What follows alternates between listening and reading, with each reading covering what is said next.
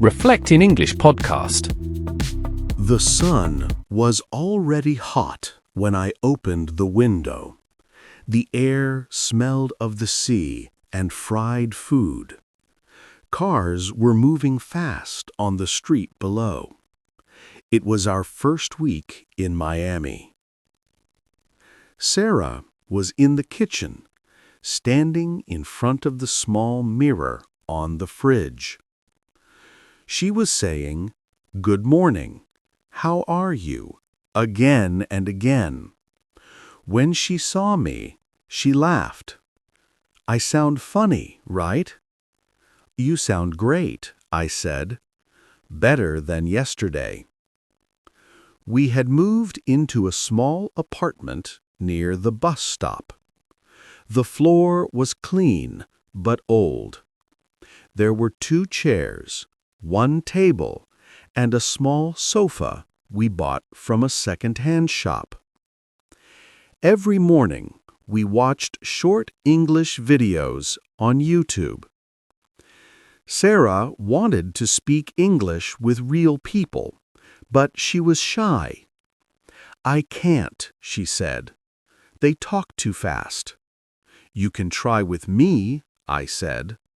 She looked unsure, but nodded. That morning, we planned to go to the supermarket. It was only 2 blocks away.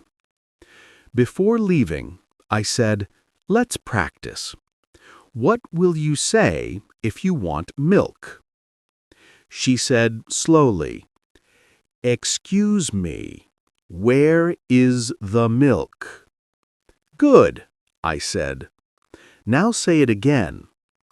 She tried again, and we both laughed because she said, "Murelk." Outside, the heat was strong. We walked under tall palm trees, passing small shops and cafes. Sarah pointed at one cafe. "Maybe next time we can order coffee there." "Yes," I said. "We'll practice that, too." Inside the supermarket, cool air came from the ceiling. It felt nice. We took a basket and started walking around. Everything looked new. Bright signs, music, too many choices. Sarah whispered, "It's like a movie." We found bread and fruit easily, but we couldn't find rice. Sarah walked to an employee who was putting boxes on a shelf. She turned to me.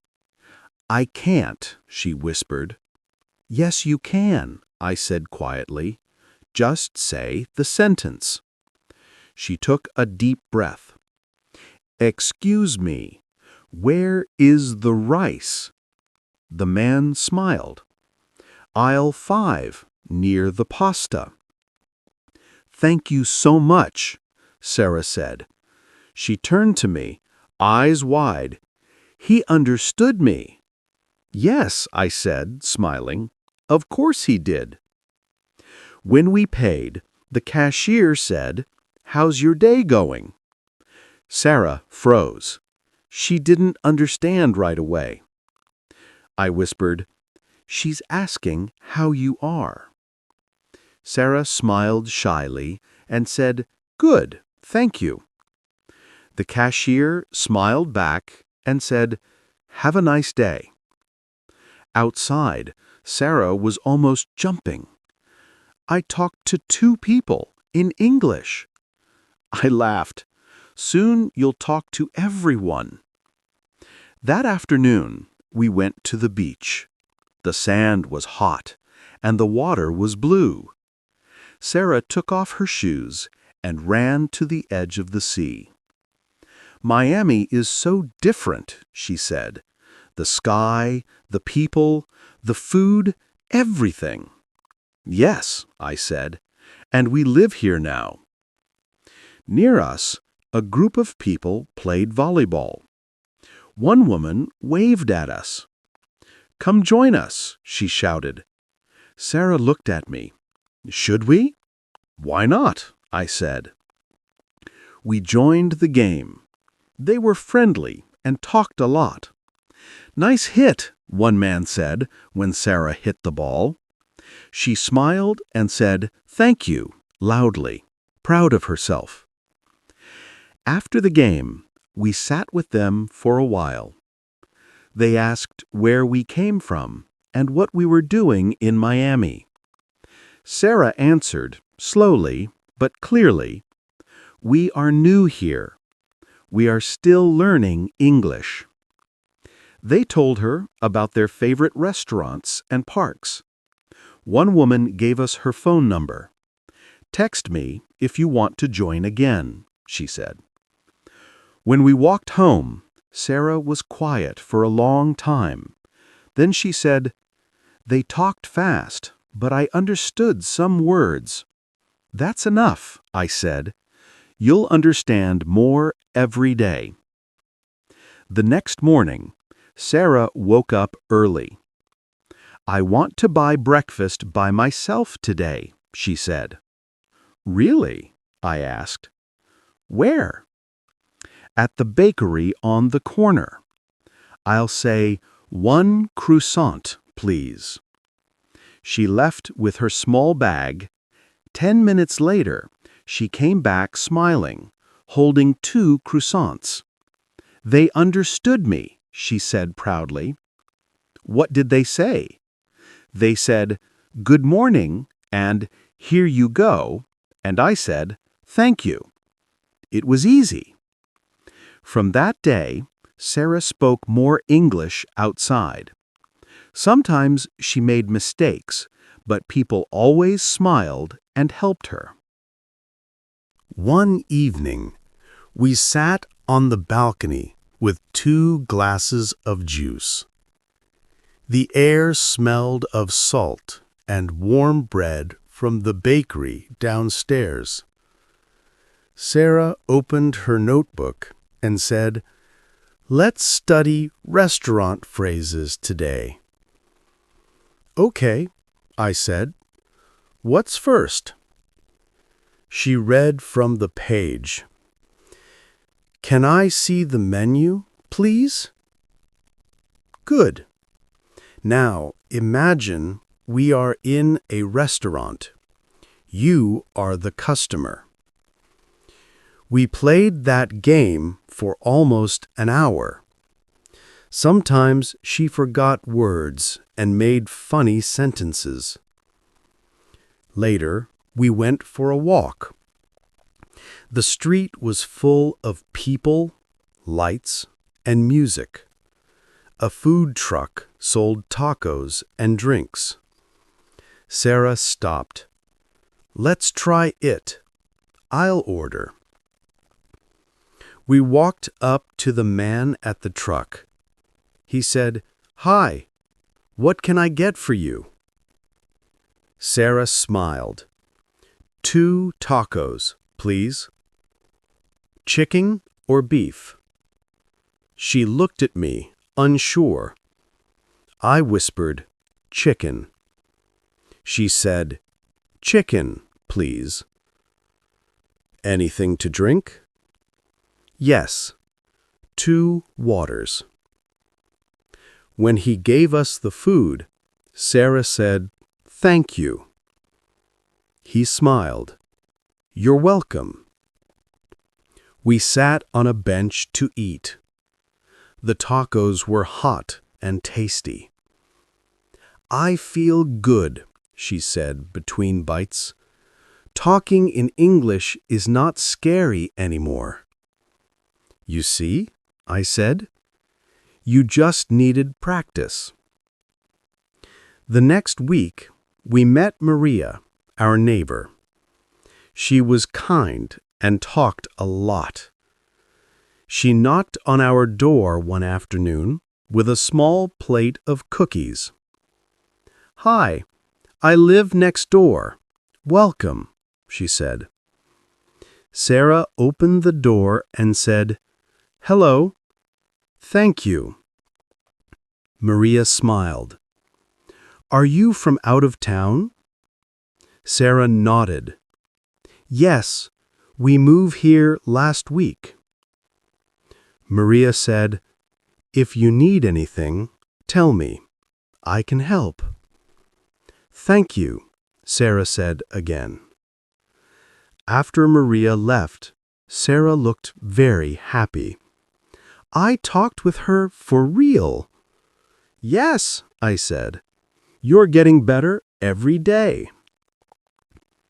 That evening, Maria texted and invited us for dinner. Sarah got nervous again. What if I don't understand her? Don't worry, I said. Just listen, smile, and speak slowly. At dinner, Maria made pasta and salad. She asked many questions. So, what do you do here? Sarah said, I work in a bakery. Oh, nice. I love bakeries. Which one? Sarah looked at me, and I answered, Sunny Bread on 3rd Street. Maria said, I know it. They have great coffee. When we left, Maria hugged us. Come again any time. Sarah smiled and said, Thank you. Dinner was very good. Maria smiled back. Your English is good too. On the way home, Sarah said, She said my English is good. It is, I said. You talked for an hour. Every day after that, Sarah practiced speaking with someone. She talked to the cashier, the bus driver, the woman who sold fruit at the market. Sometimes she forgot words and made funny sentences. Sometimes she didn't need me at all. One Sunday morning, we went to a small cafe by the sea. The waiter came with a smile. Good morning. What can I get for you? Sarah said, 1 coffee with milk, please, and 1 bagel. We sat by the window. The waves were close, and the sound was calm. Sarah said, When I came here, I was afraid to talk. Now I like it. I nodded. I told you. She smiled. Outside, people walked their dogs and rode bicycles. The smell of coffee filled the air. Sarah took a deep breath and said, I think I like Miami. Me too, I said. Weeks passed. Our apartment felt more like home. We bought new chairs and a small plant for the table. Every evening, we spoke English for 1 hour. We called it English time. Sometimes we watched short videos. Sometimes we made our own conversations. Hello, how can I help you today? I said one night, pretending to be a shop worker. She said, Yes, I need a dress for a party. I laughed. What party? She smiled. A Miami party. One night after dinner, we sat on the balcony again. The lights from the street made everything bright. Music came from a bar nearby. Sarah looked down and said softly, Do you think I will ever speak like them? Maybe not exactly like them, but you'll speak well enough. You already do.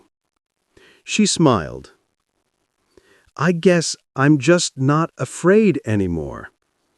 That's the most important part, I said. A warm wind came from the ocean. We sat quietly for a while.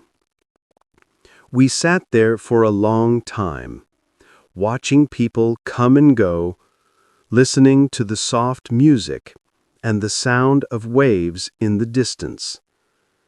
Sarah practiced new words between sips of tea, and I listened. Our new life had started quietly, one small conversation at a time. Our English was not perfect, but we didn't care. People understood us, and that was enough. And every word she spoke made this new city feel a little more like home. Tomorrow would be another simple day, with coffee, laughter, new words, and warm sun. And that was enough.